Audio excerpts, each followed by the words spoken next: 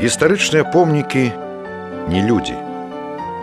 Яны не выказваюць свайго незадавальнення. Яны не крыўдзяцца і не пішуць скаргі. Імі можна карыстацца, пакуль дазваляе тэхніка бяспекі. Імі можна любавацца, пакуль дазваляе эстэтычны выгляд. Калі не дазваляе ні тое, ні другое, існуюць два шляхі. Першы – разбурыць, расчысціць месца, напрыклад, пад склад. Другі – аб'явіць гістарычнай рэдкасцю і паспрабаваць адрэстаўраваць. Калі не атрымаецца, аплакаваць загубленую прыгажосць і ганьбіць сябе за безгаспадарлівасць.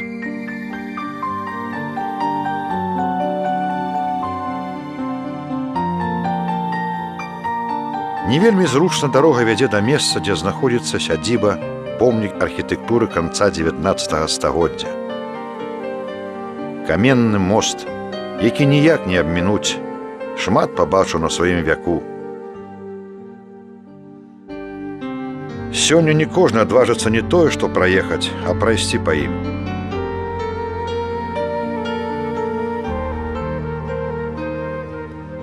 Мост, быццам стары вартаўнік, гатовы спытаць, ці здольны вы рызыкнуць і апынуцца ў мінулым, перадолеўшы мяжу. Мяжу, што дзесяцігоддзямі аддзяляе сучаснасць ад гісторыі. Але нарэшце, адагнаўшы прэч сумненні, мы ўсё ж трапляем на другі бераг.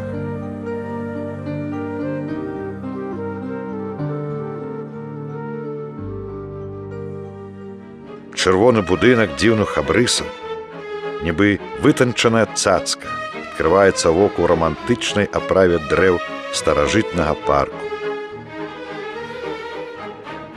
Падыходзіш бліжэй і трапляеш у палон нейкай незразумела прыемнай ауры. І вось ты ў дзяцінстве, напоўненым казачнасцю светаўспрымання.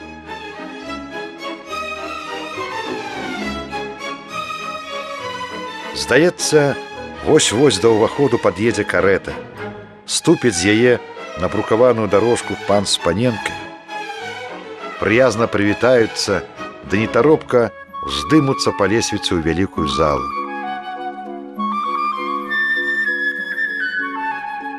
Напэўна, менавіта такую устаноўку далучэння да казкі заклаў стваральнік дзівоснага дома пры яго будаўніцтве. Уявіце сабе добра ж 50-60-х гадоў 19 стагоддзя. Сапраўдная правінцыйная дзірка, якіх хапала ў тыя часы на Беларусі. Выгляд горада мала чым цешыў вока. Вузкія, небрукаваныя, брудныя вуліцы. І раптам такі цуд. Сапраўдны палац, хаця і ў мініяцюры. Нібы выклік шэрай будзённасці. Нібы матэрыялізаваная мара аб лепшым і больш прыгожым жыцці, якога заўсёды трэба прагнуць. У значнай ступені росту мястэчка пасадзейнічаў прыезд сюды ў другой палове 19 стагоддзя пана Гілярды.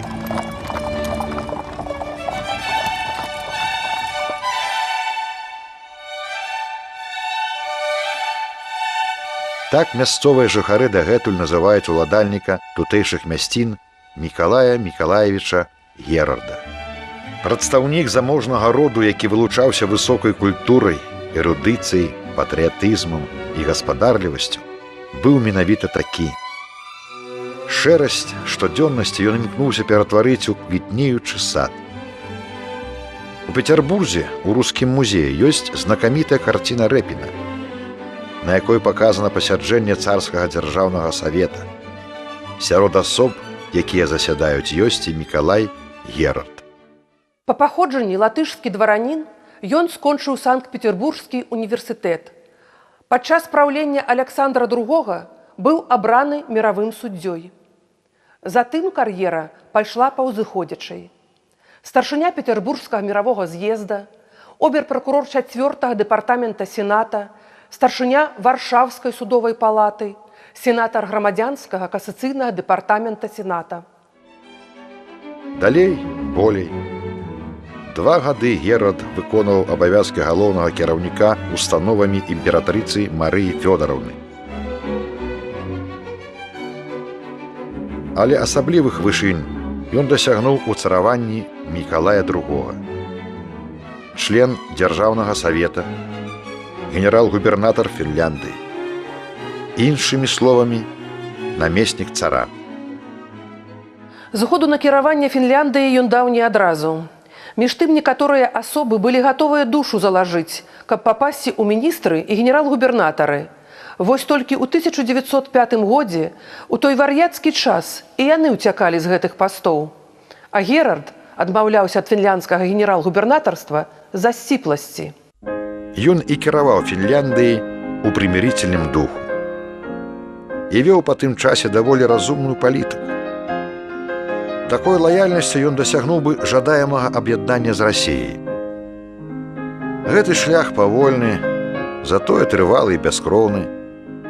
І толькі калі абвастрылася сітуацыя, Мікалай Герард пакінуў гэты пост. Гэта быў 1908 год. З тае пары ён асеў у Дземянках.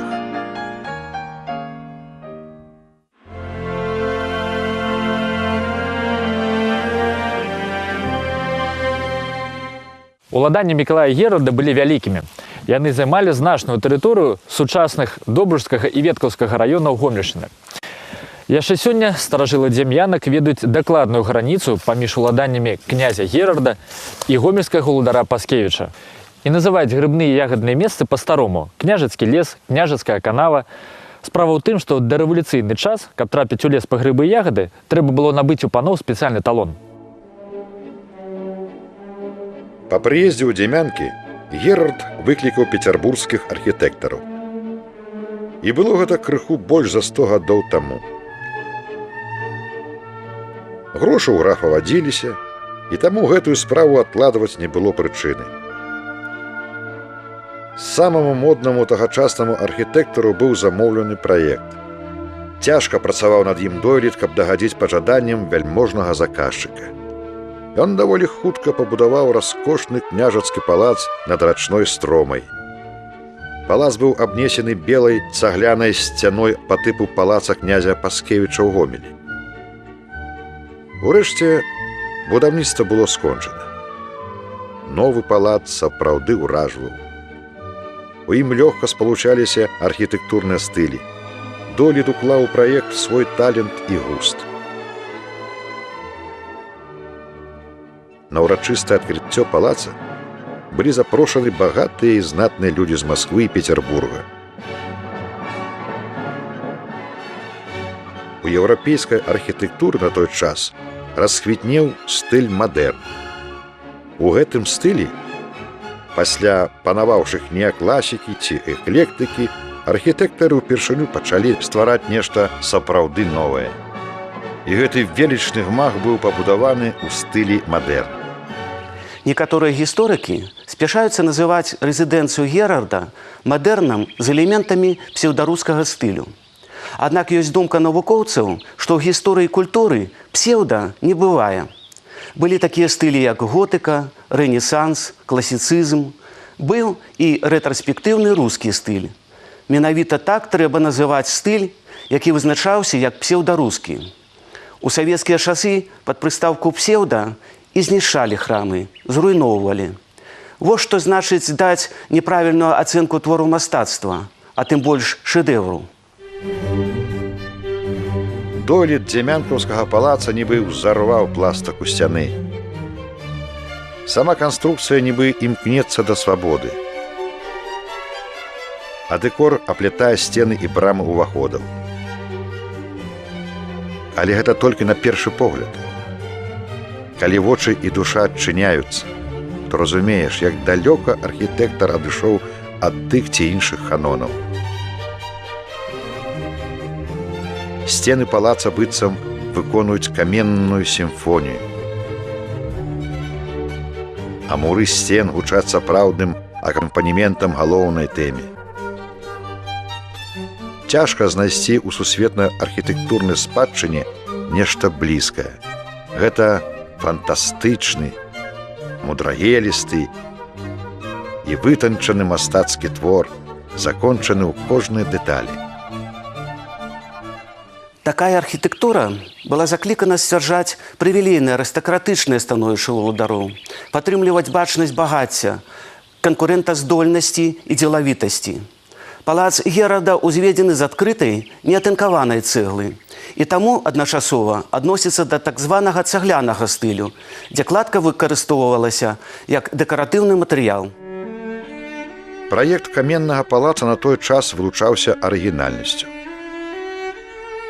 Бо мала хто з заказчыкаў і архітэктараў канца 19 стагоддзя настолькі рашуча і дэманстратыўна адмаўляўся ад пакладзенага ў аснову прынцыпу кампазіцыі сіметрыі. Тут бакавыя і дваровыя фасады асіметрычныя. Цэнтр галоўнага фасада вылучаны разгорнутым уваходам з высокім ганкам і стылізаваным порцікам на калонах. Сцены першага паверха прарэзаны высокімі аконнымі праёмамі ў ліштвах. На другім паверсе вокны паўцыркульныя. Саму кампазіцыю сядзібнага дома узбагачаюць вуглавы паўкруглы эркер, тэраса і дзве пабудовы да дваровага і бакавога фасаду. Сёння ж палац нагадвае сярэднявечны замак у плане сваёй романтычнай рэтраспектыўнасці. Гавораць, што падлога адной залы была шкляная, пад ёй плавалі экзатычныя рыбкі. У існаванні рыбак ёсць сумненні, а вось гісторыю пра тое, што падлога была з падагрэвам, называюць праўдзівай. Падчас кансервацыі палаца высветлілася, што кафлі прывозілі з Аўстрыі, а ацяпляльныя сістэмы выраблялі на польскім прадпрыемстве. І скарб тут знайшлі, гэта праўда. Толькі не 20 год таму і не золата, як па легендзе, а манеты, якія пацвердзілі дату будаўніцтва палаца, год 1876. Дакладна невядома, як выглядаў гэты прасторны светлы салон. Напэўна, яго аформілі на манер утульнага інтэр'ера звычайнага сядзібнага дома з адмысловым густам. Тут, відаць, было шмат канапаў ды мяккіх крэслаў для размяшчэння гасцей. Гучаў раяль. Кветкавая зала з камінам, які больш за 100 гадоў таму служыў гаспадарам. Невялічкі зімовы сад, куды прыносілі з аранжарэі квітнеючыя расліны. Гэты пакой прызначаўся для самоты і адпачынку.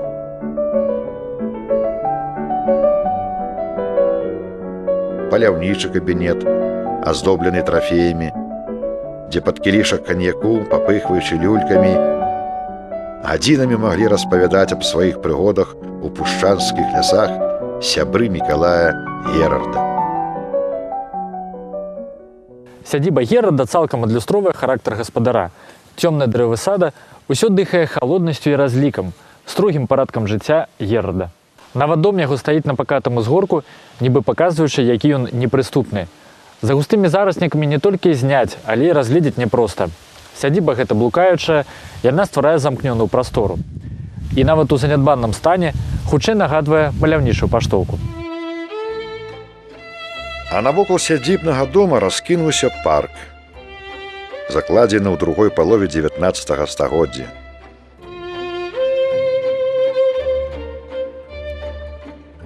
Ён не вылучаецца памерамі і якасцю пасадак, але мае маляўнічыя перспектывы і формы рэльефа. Ён займае высокі ўзгорак з крутым тэрасавідным схілам, рассечаны папярэчным ровам. Асаблівасці рэльефу абумовілі арыгінальнасць кампазіцыі. Парк размешчаны на 2 узроўнях. Верхні і ніжні паркі былі звязаны лесвіцай па крутым схіле ўзгорка. Ніжні парк займаў плоскую лагчыну з сажалкай і 2 вузкімі каналамі. У пейзажным парку раскашавалі дрэвы і кусты мясцовых і рэдкіх відаў. З вышыні птушынага палёту на мудрагелістым ландшафце парка можна пабачыць ініцыялы ўладальніка маёнтка з сядзібай рэтраспектыўна-рускага стылю. Альтанка ў садзе прымыкала да парку з паўночнага боку, а вялікую дэкаратыўную ролю выконваў масіўны чатырохарачны каменны мост. Шырыня яго праезжай часткі была 7 метраў і азначалася невялікімі агароджамі тыпу балюстрад. Яны рэльефна вызначаліся формай і белым колерам на фоне зелені дрэў. Уезд на мост фіксаваўся адзіночнымі ліпамі. Захавалася яшчэ адна легенда аб тым, як паненка Рыта, дачка Мікалая Герарда, вельмі любіла катацца на санях, і граф арганізоўваў ёй катанне нават летам. Тэрасы парку пакрываліся белымі палотнішчамі і пасыпаліся соллю. Герард дачку любіў. Лёсам было адведзена яму яшчэ многа шчаслівых гадоў у любімым ім палацку, дзе экс-губернатар Фінляндыі прымаў дарагіх сваіх гасцей, вядомых навукоўцаў і людзей мастацтва.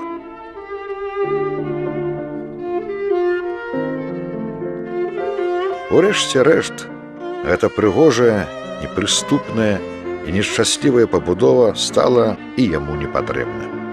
Далей лёс палаца можна абмаляваць у цёмных тонах. Аповед наш пойдзе пра каханне. Пра трагічнае. Дзе не ўсё было гладка. Хоць не здарма, мабыць, кажуць, што кожны чалавек павінен з'есці сваю соль і свой цукар. Гэта значыцца перажыць уласную радасць ды шанцавання і хвіліны роспачы ды адчаю. Жыла Рыта адасоблена, нікуды не хадзіла, хіба што ў стары панскі сад, які цягнуўся, можа, на цэлую вярсту да самой рэчкі. Пойдзе туды Рыта, сядзе на беразе і глядзіць, як вада круціцца, як рыбку ёй плёскаюцца. Так час і бавіла.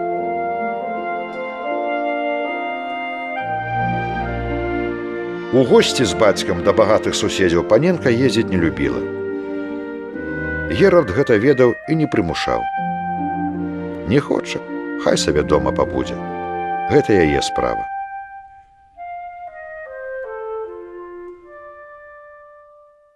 Падчас Першай сусветнай вайны нейкі полк кватараваў у маёнтку Герарда. Малады афіцэр закахаўся ў дачку уладальніка маёнтка Рыту. Яна адказала ўзаемнасцю. І вось полк адпраўляецца на фронт. І Рыта, без дазволу бацькі, імчыцца ўслед за каханым. Ды недоўга доўжыліся ўцёкі. Разневаны Герард загадвае вярнуць бяглячку. Не тая вярнулася Рыта дамоў. Без бляску ў вачах, з патухлым позіркам, здавалася, што свет ёй быў немілы. І нават доўгая размова з бацькай ніякага аблягчэння не прынесла. Герард быў цвёрды, як камень. Маўляў, што табе? Панічоў мала, або заможных ды багатых генералаў не стае. Куды толькі падзявалася яго карэктнасць, памяркоўнасць, на якую спасылаліся яго паплечнікі, калі давалі яму рэкамендацыю на пост генерал-губернатара Фінляндыі. Герард быў няўмольны. Усё зразумела паненка і зайшлася ў ціхім, бязгучным плачы. Рыта павінна забыцца на шлюб з заезджым кватарантам. І ў адзін з вечароў яна выйшла ў парк і доўга сядзела ля ракі. А раніцай, калі Герард прачнуўся, да яго прыбеглі спалоханыя слугі і далажылі. Паненка рукі на сябе наклала. Пан надта яе кахаў. І калі яе не стала, то на людзі, можа, з год цэлы не паказваўся. Ніхто нават голасу ягонага не чуў. Сядзеў у пакоі ды плакаў горкімі слязьмі, намаляваны партрэт сваёй дачкі гледзячы. А калі адышоў пасля гора, то яшчэ больш маўклівым зрабіўся, і ўсмешка ніколі не з'яўлялася на ягоным твары. Пахавалі Рыту у фамільным склепе.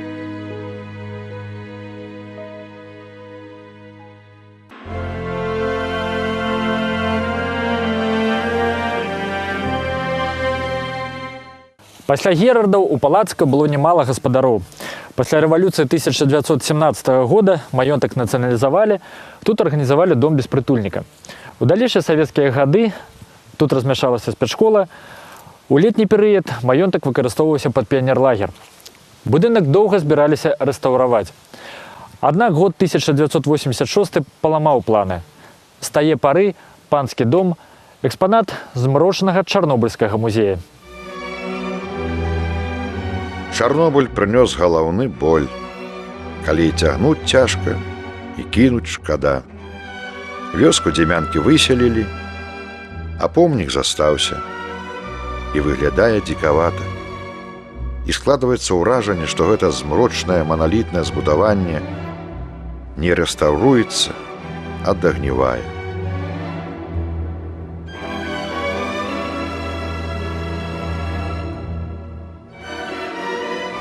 Доўгі час да разбуранай прыгажосці нікому не было справы. Вандалы размалёўвалі сцены фарбай, а ідэалагічныя праціўнікі перашкаджалі адбудоўваць панскую сядзібу.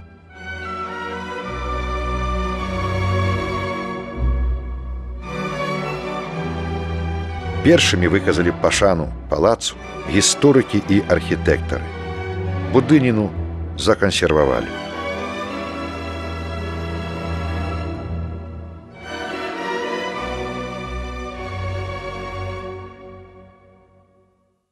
Кажуць, калі няма ў замку ці крэпасці прывіду, яго неабходна прыдумаць.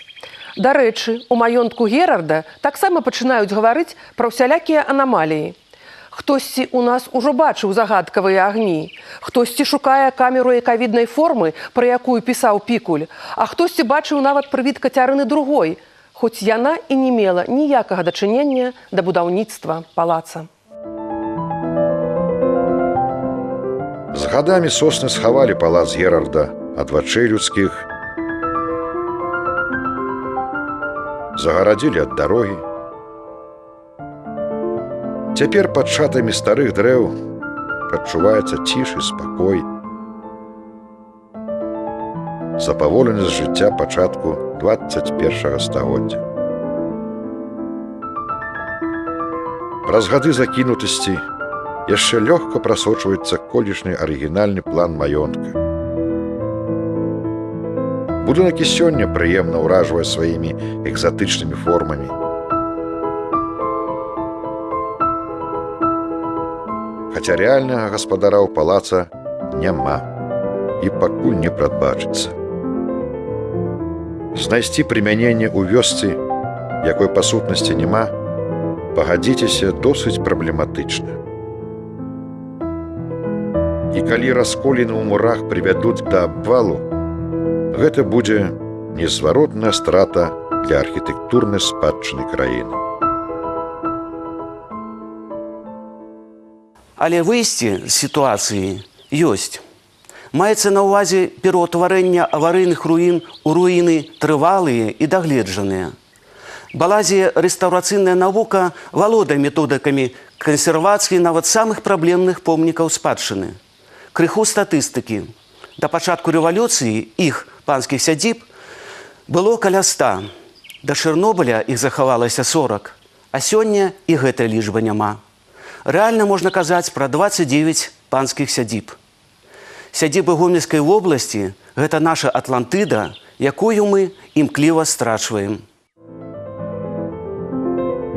Сядзібы, некалі масавая з'ява, прыкмета арыстакратызму і сакавітага дваранскага быту, знікаюць на вачах. Пройдзе нямала часу, калі з аўтобуснага прыпынку можна будзе ўбачыць сапраўдны палац, а не прывід. Хаця ў цэлым эксперты кажуць аб нейкім смутным аптымізме ў гэтай сферы. Засмучацца не трэба. У нас проста ёсць час шыць бальнае ўбранне, прыгатаваць фракі і смокінгі. Баль абавязкова адбудзецца. Абласная Атлантыда, магчыма, не патоне ў стагоддзях.